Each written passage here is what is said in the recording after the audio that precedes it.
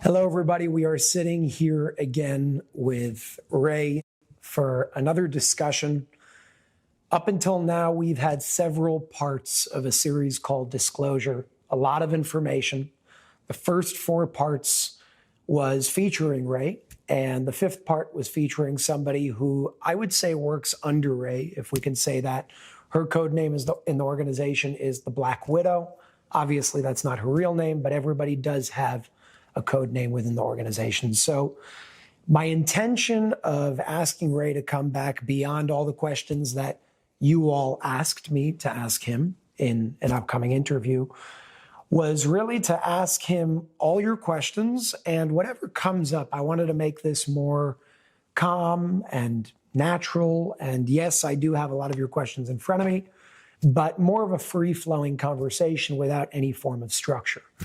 I think that those types of conversations can lead to beautiful places because that's how my conversations with him happen all the time. And that's why I know what I know today, because of those conversations. So we're going to take it wherever it goes. Ray, as usual, thank you for being here again. And thank you for your time. You're welcome. Pleasure as always. Let's begin with, I think, the most obvious question. That's sort of like a foundational question. You and I have had a lot of experiences together. You've shown me a lot. You've taught me a lot. We've experienced a lot of things together. So I have a lot of reason to believe you also because of my experiences with you. But there are tons of people around the world watching these conversations with a lot of crazy things that are being said. How do they know what you're saying is true? And I'll take it one step further. There are some people that say, oh no, this is all a game and Jason is Ray and Ray is Jason. What would your response to something like that be? So what are they saying? They're saying that you're interviewing yourself? That's what they're saying? Pretty much. Not many, but it's there. Well, you could always say everything is fake if you want to say it's fake. But let's try to be more logical. Number one, why would I do this interview? Let's assume I'm real, okay? And it's not you. Why would I do this interview, or any interview? I have nothing to gain, only to lose. I'm not getting paid for it. There's no fame. I have to hide my identity, which I'm doing to protect my family. I see it as a dangerous move in a way, but I do it anyway. And let's assume that you're lying, and Ray is you. How could you be Ray when the original papers were written in Hebrew, which you cannot read or write? Maybe you're a little bit better today, but you couldn't read or write. Definitely not this level of Hebrew. So even if you are lying, there's got to be somebody else working with you, giving you the information, so you couldn't be Ray. Whoever wrote it is Ray, so nothing makes sense. It's illogical. I would not even pay attention to those arguments. But no matter what you're going to do, there's always going to be somebody out there trying to show that you are a con artist. But that's their problem. That's something that you prepared me for, and I knew that that was a part of this work anyways. But again, let's assume you are real. How do we know what you're saying is true on the level of the public? I made to you and to a few others certain predictions regarding crazy events that happened over the past 2 or 3 years. If I'm not real, how would you explain that my predictions came true? Can you elaborate on those predictions for people that don't know what you're talking about? I think we already did speak about them before, but I'll say it again. Predicting that the United States and most of the world will shut down. Predicting that the economy is going to go. Predicting that this is all fake. Predicting that this is all planned ahead of time. Predicting fires in Australia, and fires in a way that's never been seen before in Australia. The closures in Israel that you went up and predicted on video. I don't know if you remember if you did it or not, but you predicted that the Jewish state is going to be shut down on the Jewish holidays. Unheard of. But you predicted it. I didn't predict it. You were giving me that information. Yeah, you were giving my predictions. This information was given to you, and you said you took a big chance because if those things that you said ahead of time would not have happened, you'd be shut down today. And then after the Jewish New Year,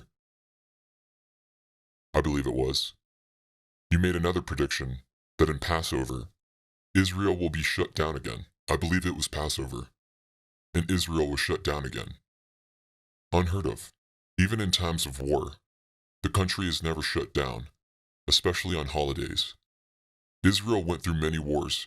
You predicted it. Again, I didn't predict it. You told me that.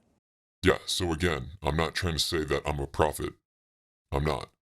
But if I'm not real, how would I know those things? Again, you got it from me. I got it from TLS. And we were working against certain things. Sometimes we succeed, sometimes we don't. Sometimes we purposely do not succeed. We just choose to do nothing. When I say we, I mean TLS. It's not necessarily me. It's not my style. I aim to succeed, and I aim to win it every time I go on a mission. But unfortunately, things don't always go my way. Before going into some of the questions that also people asked, and again, we'll go wherever it flows, there's one thing that I want to bring up that I think is important to ask at this point regarding some of the comments that people made about something that you said specifically, I think, in our first interview together. It was an interview focused more on extraterrestrial life and your experiences with different extraterrestrial races, I would call them. I know you don't like to call them races because you see them as one and they see them as one. But for practical purposes, I'm calling them extraterrestrial races. When I asked you how many different races do you have experience with, your answer was about 5 or 6. And there were a lot of comments saying, well, what do you mean? Is it 5? Is it 6? Somebody that actually had experience with extraterrestrial races and extraterrestrials would probably remember if it was 5 or 6. How do you explain your answer to that? I have many repeated experiences. It's just a way of expression. I have to think and count exactly how many races. I don't call them races. I would call them entities. Different entities. So I just answered you. It just came out. 5 or 6 or whatever. If you want me to count and tell you, it could be 7. It's more than one experience per race. So it's hard to answer exactly at that moment when you ask me. So I said about 5 or 6. Gotcha. Okay, fair enough. I want to go big picture the past 2.5 years. We've spoken a lot about your experiences. You've shared a lot about your experiences. Underground tunnels, high technology, extraterrestrial life, some of the operations you were a part of, stopping induced natural disasters, so-called, all these things. How has your most recent few months have been? I mean, you and I haven't sat down in this form of like interview conversation style on camera for about half a year at this point. What's been going on in your life? What are any updates that you can give us? What's going on in the world that you can share today from your perspective behind the scenes? Well, it was a very busy year, really stressful year, both in my regular business and in around TLS.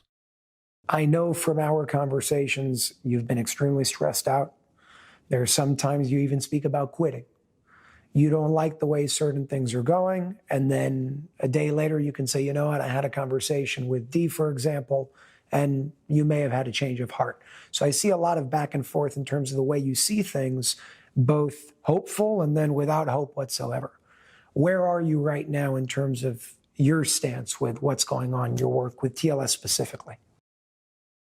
Well, I am thinking or contemplating quitting both my business, meaning retire or semi-retire, and quitting TLS. I didn't make a decision yet, but yeah, I am thinking about it for many personal reasons. And as you know, I'm not exactly agreeing with the way things are being done in TLS. I'm a one-man operation. They are more of a teamwork, which I understand, and it's a good way of doing things. But anything that has the slightest of violence in it, they will not do, in most cases. I believe it's wrong. I believe you have to answer violence with violence, and I believe that you have to use violence whenever it's necessary to protect whoever you need to protect. You asked me many times about the Holocaust. In my view, we are already in the process. A new process of a Holocaust. Maybe we're in the beginning stages. But if things are not going to be, if someone is not going to stop the madness that's going on and the crimes against humanity that are going on, we're not going to a good place. I don't want to send a message to everybody that we're doomed because there's a lot of good things going on as well. So you're saying if somebody isn't going to do it, I understand that part of the job of the organization is to do whatever they can to stop it. And I also understand that there are some laws that they can't infringe upon, like free will and interference and things like that. So I know that you have your own perspective, and I know that you happen to be a pessimist. But let's do our best to keep the energy high also, because there's a lot of good things happening here. I'm not a pessimist. I'm just being real. Big difference. I'm not saying that good things are not happening. A lot of good. More good things are happening than the bad things, but some of the bad things are really pretty bad, and somebody needs to do something. It's not being done. Are they not doing anything? I didn't say that. I said they're doing a lot of work, and a lot of things are being changed, stopped, and manipulated. But to my opinion, it's not enough. Can you give some examples of what is being done? Let's focus on that for a second. Again, I know that you've been semi-involved and not involved in certain things. I know you've been given jobs that you said no to over the past few months for your own personal reasons. What can you share that you know that's going on the level of TLS right now, economically speaking, whatever it may be? They do the same thing they've been doing for many, many years. Everybody has their own missions and tasks that they have to function with and to respond to reactions regarding certain problems. This year, I've been doing something different than I usually do. You know, I used to do the tunnels, as you know, and a lot of flying all over the world, and it was more of a physical, spiritual work at the same time. Today, I'm more into, let's say, a financial type of mission.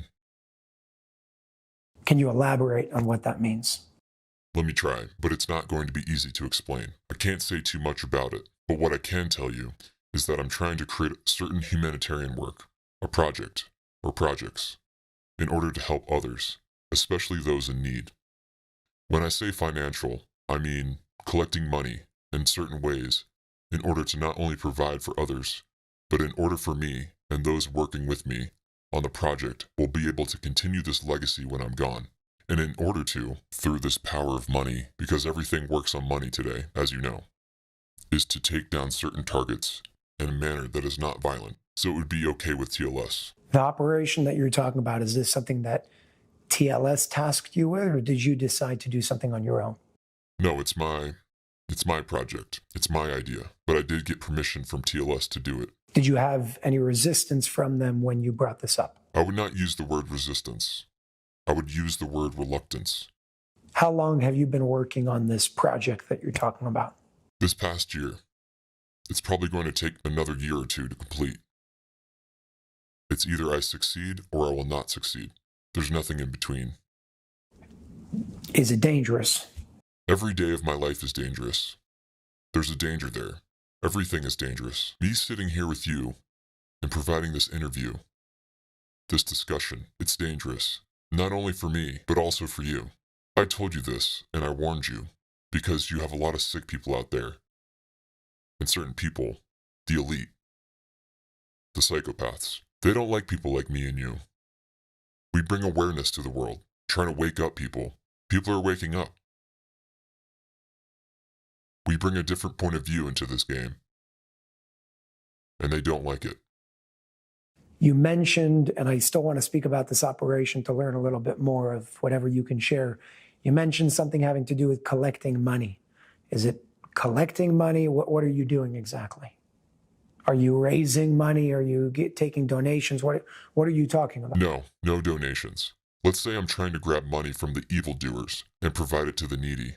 I understand. So you're moving money from the dark pockets and the evil people, like you said, to the masses and the people.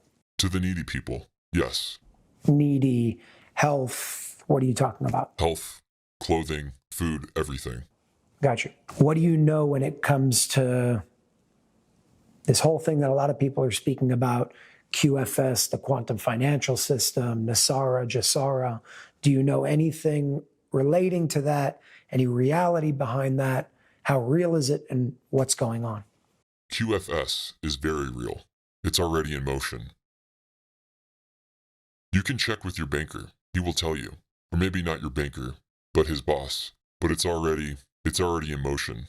NESARA, GASARA is a different story. I'm hoping things will be stopped. Predictions were made by many people that before this past election, chaos is going to come. Well, chaos is here, but not the way we think chaos is. So in my view, nothing really happened. Unfortunately, again, in my view, it's all going to continue. Corruption is going to continue. This facade about Republicans and Democrats is going to continue. And people are going to continue to watch CNN and Fox News and think they know everything. And the game will continue. The circus will continue. How do you see that changing? I mean, Democrat, Republican, the circus that you're calling a circus, where does it end exactly? What needs to happen? Again, we hear a lot of things. We hear all these things regarding elections right before. They're not going to happen. They happened. We hear the emergency broadcast system is going to broadcast mass arrests happening around the world. I never spoke about that because anytime I asked you and anybody else that I trust, you guys said, it's not true. We would know about it. That's not happening. So I stay away from that. But there are a lot of people that are doing a lot of great work in this world that speak about that. And it still hasn't happened. Is it bound to happen in the future? Where do you see this change occurring? You always say that something big is going to happen that's going to change everything overnight. Does it have to do with things like that? Or are we talking about a different event here? Financially, we are heading up to a major All I'm hearing here is darkness. Where is the light at the end of the tunnel? There is always a light at the end of the tunnel. I'm not one of those people who like to wait for the light at the end of the tunnel. I like to get to the light in the beginning of the tunnel. That's the difference. But that's not realistic. You said you're a realist. So again, will things change? Yes. Whatever goes down will come up. Whatever goes up will come down. That's the way life is. We're just living in times where things are getting out of hand, more than usual. And instead of people going out and revolting, they're basically going into their home and they're waiting for Jesus to show up. Well, he's not going to show up unless you're going to do something about it. And unless the psychopaths, the elite, those who control the system, will not be taken out, they're not going to let go. They have no reason to let go. But again, what is the job of TLS, and why do you think that they're not doing what you think needs to be done? Because their belief system is humanity has to go through certain processes throughout life. You can interfere in certain ways, in certain conditions, but the general process got to go through. And if that means Hitler shows up and 20, 30, 50 million people together with the Russians, it's part of the process. So are you saying things like the, for example, is part of the process? Because the next question, again, I know you somewhat answered that already, but the Holocaust, World War I, World War II as a whole, Hiroshima and Nagasaki, all these things, they could have been stopped. They're not being stopped. Are you saying that their way of seeing that is there are certain things that are a part of the process, but at the same time, there are natural disasters that aren't natural that they stop? There are underground tunnels with horrible things going on underground that they literally blow up, for lack of a better term. But not enough. I beg to differ there. They were doing a lot. When you have 1 million kids and you're taking a few 100,000, 200,000, or 300,000, you still have 700,000 there. What about the 700,000? Why'd they stop? I don't know. Did they stop? They're not as aggressive as the year 2021. They're not as aggressive as the year 2020. Why? It never stops. It's an ongoing process. I don't know why. I know I'm not involved with this anymore. I did my thing, and that's it. I moved on. So today you're involved with more financial stuff in terms of what you're dealing with, specifically this, I guess it's like a one-man operation because it sounds like you're doing it by yourself. Mostly. Is this a physical thing that you're doing? You have to go places and move things? Also. And again, to clarify, your goal here is to move money from one place to another, from, call it the dark, into the light for the needy, as you call it. Yes. Your description is correct. What level of funds are we talking about? I'm not giving you numbers, but it's big. Is it in the millions? Is it in the billions? You can't do nothing with millions. What I'm talking about, it cannot be done with millions. Do you believe that you're going to succeed? I hope so. And you said it's going to take you about 1 to 2 more years. Either I succeed or I fail. Over the past 12 months, specifically over the past 7 months, you've been hinting and in many ways saying directly to me, Jason, if I'm not here tomorrow, if something happens, you're going to have to do X, Y, and Z. And you gave me a set of instructions on what I have to do and how I have to do it. Does your are you telling me that because of this operation that you're doing that may have a danger in your life? Is there something that you're doing now that you weren't doing 2 years ago that suddenly you're coming and saying, if I'm dead tomorrow, if I'm no longer here, this is what you need to do? Everything I've been doing for the last 10 to 12 years has an element of danger in it. It's not because of this operation or this project. I just told you, just in case if something happened, because you don't know what's going to happen tomorrow. For you, I want to prepare you, that's all.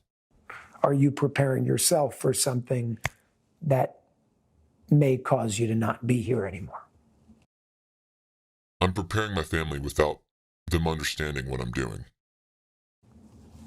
I want to jump into another topic regarding whatever you can share about names. I know you don't like naming names, so do this however you want. Individuals who may have been affiliated with the organization, individuals that we may know. I have a list of names here, actually. The first one I'm asking because it is spoken about in a certain portion of Rays of Light that I believe is going to be coming out in the near future. Edgar Casey. What was your connection to him? Do you have a connection to him? And does he have a connection to the organization? No. Why was he brought up in Rays of Light? I was on a mission, and he came up in a spiritual vision while I was doing what I was doing. But no, I have no first-hand relationship with him, if that's what you want to know. No. When you say spiritual vision, what are you talking? It's too complicated to explain. Besides, your viewers are not going to understand it. If they think you're crazy now, they're definitely going to think you're crazy after that, so don't ask. We'll move on. Dolores Cannon, amazing woman. Does she have any affiliation with TLS? No. Nikola Tesla and Albert Einstein. I don't know. I speak about them and I ask about them specifically because Nikola Tesla is known for free energy. I know TLS does have devices that operate according to maybe that form of technology. And Albert Einstein, I believe, I know this isn't something that's widely believed in the common narrative and the mainstream narrative, but I believe that he did solve his unified formula, showing the unification and interconnection of absolutely everything, which changes everything. And maybe that's been suppressed and silenced and censored. But that's why I asked, was he a part of it? Did they influence him without him even knowing what they were doing? I have no clue. It's before my time. I'm going to ask you a question about somebody that I know that you know, which is why I'm bringing her up. Somebody who I interviewed in the past. You actually started asking me questions after you heard that I interviewed her, which is when our conversation started. And this woman is Kathy O'Brien. Kathy O'Brien has had a very, very hard life in terms of what she's gone through, MKUltra survivor. Does that name ring a bell? And what can you share when it comes to Kathy O'Brien? Yes, I met her twice. Twice in my life. Yes, I know her. Does she know who you are? No, if you're going to bring up my name or my code name, she's not going to recognize it. If she sees my face, she probably isn't going to remember me. How do you explain, and how are you so sure that she wouldn't remember you? Well, first of all, she's a great woman. I'm not trying to say anything bad, of course. She went through a lot. She was victimized over and over again. Again, she is perceived as this crazy lady, but she's not. Everything she's telling you in the world is true. Not only is it true, but 90% of what really happened, she doesn't even know about. She doesn't remember. It damaged her in such a way that unfortunately, she doesn't know the whole story. I know more about what happened to her than she knows about herself and her daughter. There were many other women in the group, by the way. What forum did you meet her in? I was brought in by TLS to try to help. So was it almost like a TLS meeting that she was a part of? Yes, it was a session. I wouldn't call it a meeting. Did she know what she was a part of? No, she knew that we were coming to help her. She knew she was in good hands.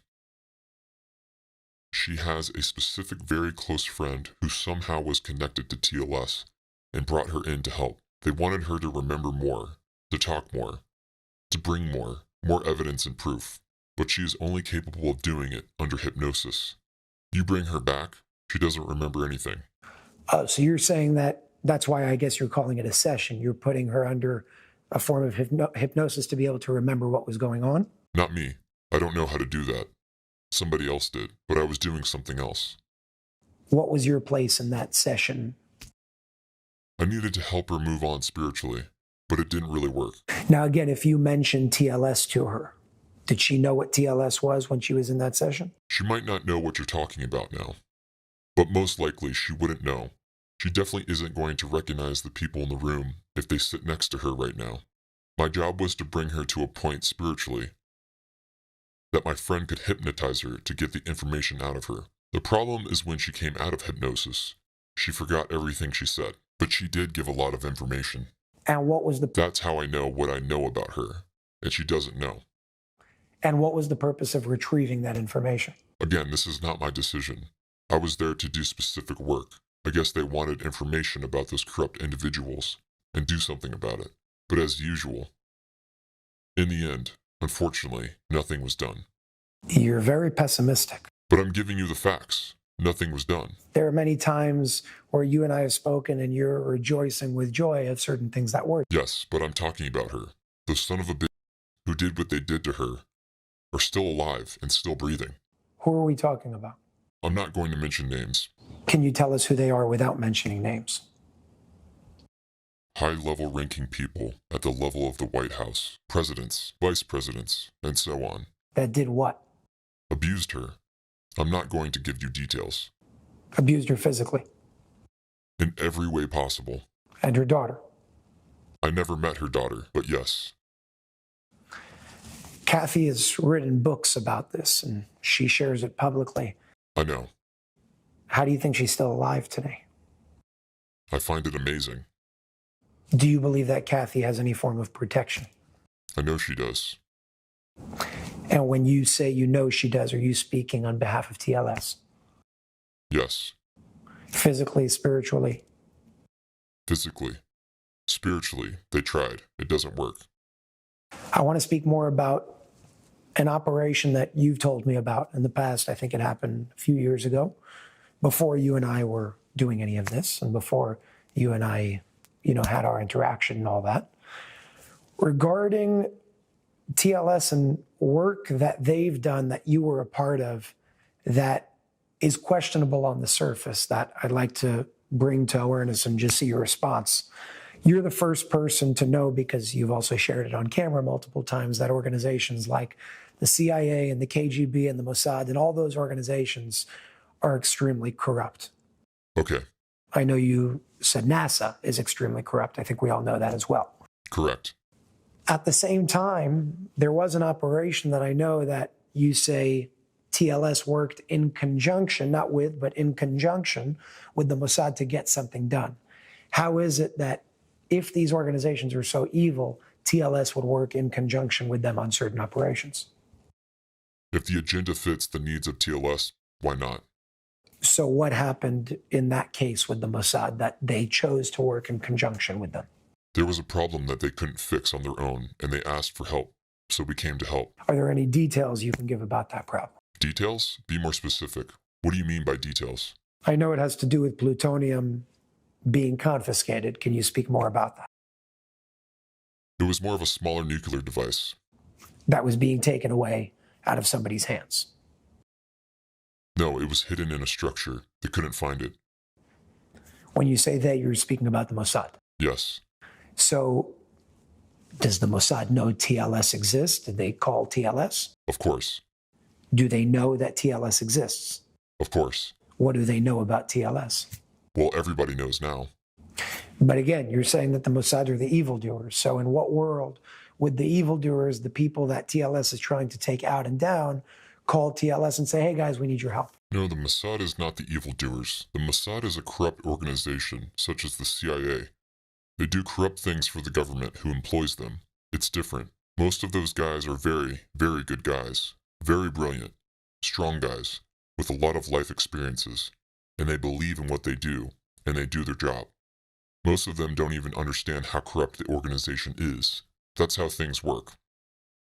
I'm just saying what I'm saying because I feel free to speak here. My identity is a secret right now, but I promise you, if any of those guys, for example, the head of the Mossad, who at that time, the job you're speaking about happened, if he was watching this right now, he knows exactly who I am.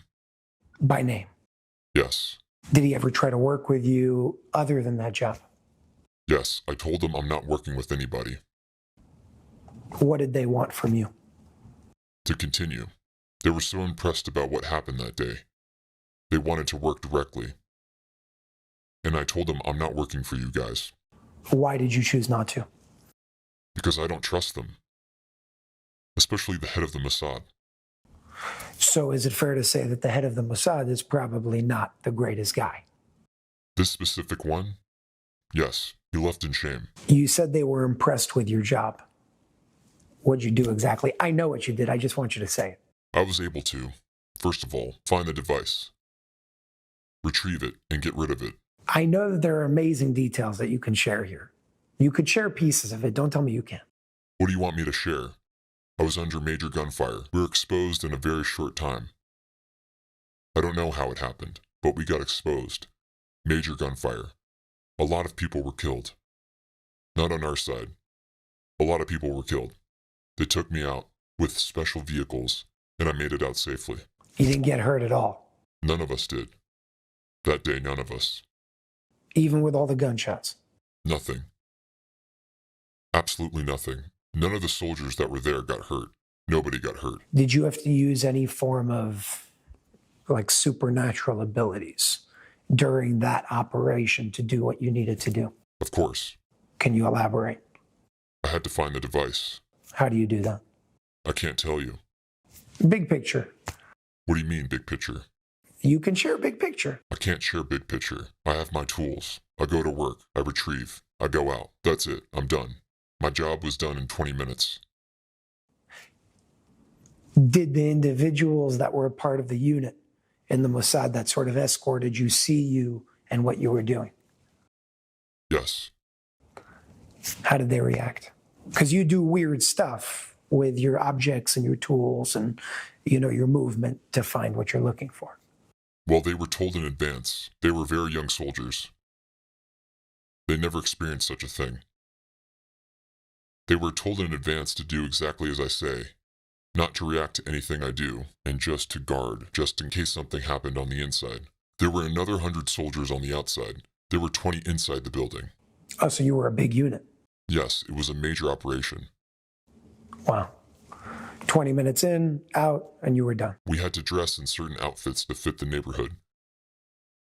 It wasn't soldiers in uniform. And yeah, when they started to see things, certain things that were crazy with their own eyes, yeah, they were in shock, but they kept calm. They were cool about it. I want to ask you a question completely unrelated to what we're speaking about right now, something that I've asked you in the past and that a lot of people have asked me to ask you as well regarding your knowledge about it. So there's a point on this planet that a lot of weird things happen and a lot of weird things have been happening for a very long time. We call that point the Bermuda Triangle. What do you know about the Bermuda Triangle? Have you ever been there for work purposes or training purposes?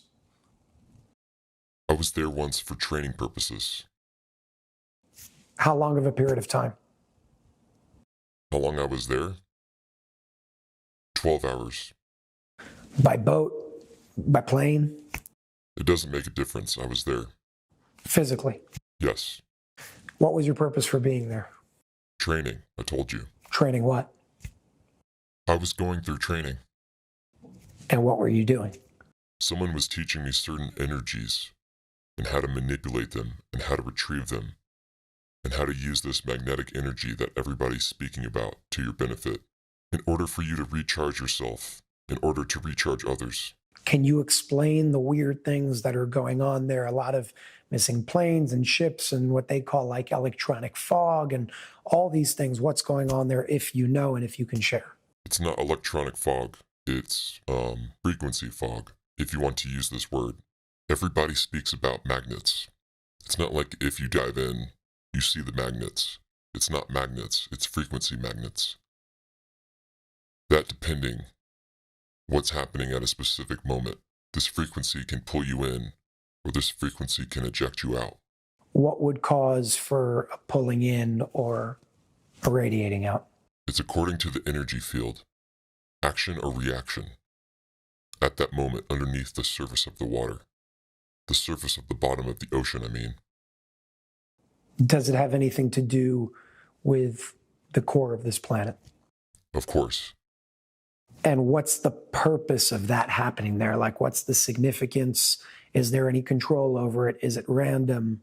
I know that when I asked you, can I fly over it? I want to film a documentary. You told me absolutely not. There are magnets down there that can activate spontaneously, and that's very dangerous, and you can disappear. Correct. If this frequency will react at the moment that you're there, you'll be sucked in. Is that controllable? Not by governments, if that's what you're asking. No. Is it controllable by you? No, I'm not. I'm not that good. No. But certain people can control the frequency if they want to go there. The same way that this person took me there. He can control the situation. There is no fear or danger for us at that time, no matter what happens. And what is the purpose? You're calling them frequency magnets. I don't really understand what that means. It's not plates of magnets. Those metal things that you call a magnet. It's a frequency. It's an energy field that has a certain frequency. The frequency can suck you in, and if it's being reversed, it can eject you. And when you say eject, what do you mean by that? It could throw you off and push you very long distances where it can. Physically, a normal human most likely will not survive it. So there's a man, I'm forgetting his name. He was flying in a small airplane a few decades ago over the Bermuda Triangle. He called it electric fog. That's where I'm getting this word from. You call it frequency fog. Let's talk about that in a second. But his story, and again, I'm blanking on his name, but his story was he's flying over, something happened, went through this electronic fog, as he calls it, and suddenly, 1 second later, pretty much like teleported miles away, maybe 100 or 200 miles to the coast of Miami, Florida, right there. And nobody understood how he moved from this part of the map to that part of the map on their radar so quickly. It's virtually impossible, but he survived. How do you explain something like that? And what is this? He calls it electrical fog. You call it frequency fog. Can you elaborate? First of all, I can understand what happened. I just don't understand how he was still alive. But I guess he was connected to something or someone else that protected him. But normal human beings cannot survive this ejection power. It's too powerful. This kind of power will, blow you away. What about the plane? Would it tear the plane up? Absolutely. So the plane was still put together, and he was still very much alive. So again, I don't know the story. I don't know what happened. But it's definitely a miracle. Or something with someone powerful stood there and protected him. Can you elaborate on what you mean by frequency fog? What he saw, you know what a mirage is. When you look on the highway on a hot day and you see vapors coming out. So what he means when he said electronic fog, he saw right in front of him those vapors coming out of the water, so-called. That's what he thought. And he saw it as electronic fog. This frequency fog. It comes from the frequency of the energy underneath the water, and sometimes when it reacts, you might see it in front of you, waves of vapor coming up. Some call it a mirage, some call Fata Morgana, depending on who you're talking to. But it's another name we use, Fata Morgana. When you look in the distance and you see something, but it's not really there, you see vapors or what you perceive in your mind as a vapor over the water. It could be over a road. You could be in the Sahara Desert, and you could look far away, and you think, you see a lake. There's no lake. You see this frequency chaos, I would call it, or fog, and your brain translates it to something else. Your eyes see something else. There have been people that have said that under the water, within the Bermuda Triangle, I guess on the ocean floor, there are pyramids. Some say crystal pyramids, really big ones. Do you know anything behind that? Do you know if there's any truth to that? I don't know anything about pyramids over there, but there are crystals there, yes. Various corals that you don't see in many places, and unique corals. But I don't know about any pyramids. No, not to my knowledge. I want to move on to another experience I know that you've had that I'd like more clarity on. I think it's really interesting as well in terms of your involvement with it. So in 2011, I believe the year was, there was a whole nuclear disaster at Fukushima and everything that was going on there. I believe it was in 2011. I know you were there. Can you share your involvement, what you were doing there and why you were there? I came after. You came after what? After the incident, not before. So you came for what purpose after? I was brought in order to extract 3 people.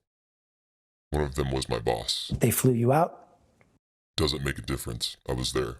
So you go to Fukushima. You extract these 3 people. How do you do it? Why you? Why not send somebody from TLS over there? I was from TLS. What do you mean, why? You're on the other side of the planet. Distance has nothing to do with it. Can you elaborate more on what you did in that job? I just told you. I extracted 3 people out of there. Yes, but you're more on the spiritual side. That sounds like a military operation. You go, you take people, and you leave. No, I'm not that physically strong to pick up 3 people with my hands and move them. It doesn't work like that. That's what I'm saying. But I did it. It doesn't make a difference how. What's the difference how I did it? I'm curious. What did you have to do? I can't tell you. Did you get hurt in the process? Yes. How? Radiation poisoning. Have you ever heard of it? If they sent you there, they must have given you some sort of protection. No, I happened to be naked. Why naked? Those were the orders. So now you're naked in a nuclear plant with a bunch of people around you. A bunch of dead people. Cameras. You think somebody had the time to sit there and watch a camera after what happened? I don't know if there's a naked man running around doing something. Yeah. No, nobody saw. No, they didn't have time for this. Anybody who was leaving was trying to survive. Me being naked didn't do anything to anybody. It wasn't even important. Besides, nobody knows me. I understand your instruction was being naked. Why do you think that was the case? That sounds very weird. It's something to do with the energy. I was only naked in the beginning. Later on, I put shorts, underwear on. And again, did you have to search for them first in order to do the job? How did that work? I had to find them. And if they were alive, I had to extract them. And I did. Have you had any operations where you had to be naked? Yes. Like?